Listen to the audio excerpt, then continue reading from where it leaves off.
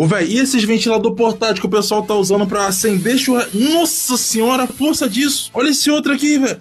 Isso aqui mesmo, vamos testar isso aqui. Chegou, tá na mão, bora testar. Já fui logo testando na churrasqueira e cê tá doido, parece turbina de avião. Já aproveitei pra abrir a primeira, testei mais um pouco pra fazer a carnezinha sair mais rápido e, nossa, funciona muito. Já abri a segunda, também já vi um pessoal usar isso aqui pra encher colchão inflável, daí eu testei aqui também pra ver se funciona. E tá aprovado também, que negócio bom, velho. Aliás, essa é a proposta, tá? O nome é Gilson Life Ultra 1 e é um equipamento feito pra câmbio. Ele tem esse encaixe aqui pra ele ficar em pé e servir de ventilador portátil. Tem esse outro aqui que você usa pra secar roupa. Eu também vi aqui que a bateria dele tem 9.000 mAh, ou seja, o bichinho vai demorar pra descarregar. Doido, testado e aprovado. Quem quiser, comenta o link que eu mando no direct.